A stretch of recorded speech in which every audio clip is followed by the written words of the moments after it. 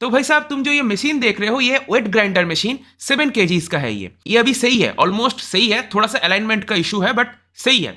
इसमें प्रॉब्लम क्या था, बहुत बेकार साउंड आ रहा था और बहुत ज्यादा हिल रहा था। बेसिकली बियरिंग का फॉल्ट है, तो इसमें बियरिंग चेंज करना पड़ा था मुझे। तो सबसे पहले तुम ये देख सकते हो कि ये बेल्ट ड्रिवन मशीन है, तो पहला तो काम यही रहेगा कि इस बेल्ट को निकाला जाए। तो इसके लिए पहले इस व्हील को निकालना होगा जो कि इस बोल्ट से टाइट है शाफ्ट के साथ। तो इस बोल्ट को हम सिंपली रेंच की मदद से खोल देंगे। इसके बाद यहाँ पर तुम 4 और बोल्ट्स को देख सकते हो, इसके पीछे नट्स भी हैं। तो उन नट्स को पकड़ने के लिए मैंने पीछे से एक और रेंच का यूज किया है और एक एक करके सभी बोल्ट्स को मैंने निकाल दिया है। इसको निकल देने के बाद जो ये पूरा पत्थर और स्टील की असेंबली है ये उठा सकते हो तुम। तो ये बहुत ज्यादा भारी है, बहुत मशक्कत के बाद मैंने इसको उठाया।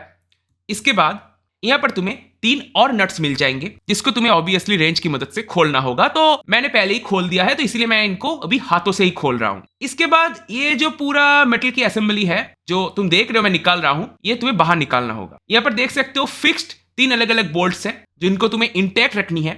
अगर ये डैमेज हो जाए तो पूरा मशीन गया। तो ये है वो असेंबली। अब इसमें तुम जो सिस्टम देख रहे हो ये बिल्कुल नया है। इसमें मैंने सारे के सारे बियरिंग्स अभी अभी लगा के लाया है। एक्चुअली में क्या था, इसमें बियरिंग्स टूट चुके थे।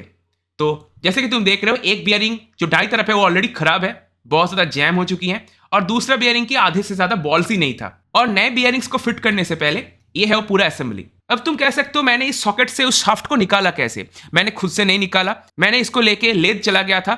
लेथ शॉप्स में ये सारे काम होते हैं, उनके पास हाइड्रोलिक प्रेस होती है, पुराने बियरिंग्स को निकाल के दिया है। अब इसमें दिक्कत क्या था, ये जो बियरिंग्स है ये प्रोप्राइटरी बियरिंग है, ये मुझे आसानी से मिल नहीं रहा था लोकल मार्केट में। तो उसको भी ढूंढने का तरीका है। तुम्हें करना क्या होगा, बियरिंग्स की सारे के सारे डायमेंशंस को मेजर करनी होगी। पहले इनर डायमीटर, उसके बाद विड्थ, उसके बाद आउटर डायमीटर। अगर तुम्हें सारे के सारे डेटा मिल जाए तो बेसिकली सिस्टम ये होगा inner diameter, outer diameter and width. ये डायमेंशंस मैंने गूगल पे पुट किया। उसके बाद मुझे एक बियरिंग मिला। जो बियरिंग है ये नंबर तुम खुद देख लो। अभी बियरिंग फिट कैसे होगा, जैसे कि तुम देख ही रहे हो, इन बियरिंग्स को लेके तुम चले जाओ लेथ शॉप पे, वही ये काम कर देंगे। खुद करने की जरूरत ही नहीं है। ये जो ग्रीजिंग वगैरह तुम देख रहे हो सब लेथ शॉप ने करके दिया है मुझे। और हाँ, बियरिंग इंस्टॉलेशन के बाद उसमें अच्छे से ग्रीजिंग जरूर करना, क्योंकि ये जो ओपन बियरिंग्स होती हैं इनके अंदर जस्ट हल्का ऑयल रहता है, ढंग से ग्रीजिंग नहीं किया जाता। और करने के बाद जैसे कि तुम देख रहे हो कि ये फ्रीली मूव कर रहा है, कोई दिक्कत वाली बात नहीं है। अब जस्ट इस असेंबली को मेन मशीन के साथ अटैच करनी है। अब जैसे हमने खोला था बिल्कुल वही तरीका है, बट पर ध्यान रखना होगा कि ये प्रॉपर सेंटर में बैठे, अदरवाइज इशू होगा बाद में। जो अलाइनमेंट का प्रॉब्लम तुमने देखा था कि ज्यादा हिल रहा है, थोड़ा ज्यादा हिल रहा है, ये प्रॉब्लम आ सकता है। तो जैसे ही तुमने अच्छे से बिठा दिया उसके बाद ऊपर से वॉशर लगा दो और नट्स को टाइट कर दो। बहुत ज्यादा कसना नहीं है, अदरवाइज नीचे का जो पत्थर है वो टूट जाएगा। तो जस्ट कसो, बहुत ज्यादा जोर से नहीं। उसके बाद जो ये पूरा मेटल और पत्थर की असेंबली है इसको अपनी जगह पर बिठाना है। बिठा दो आराम से, बहुत भारी है, ध्यान से करना। उसके बाद तुम्हें जस्ट ये जो नट्स है, जो चारों नट्स हमने पहले खोला था, उनको लगा देनी है। तो लगाने के बाद ये कुछ ऐसा दिखेगा।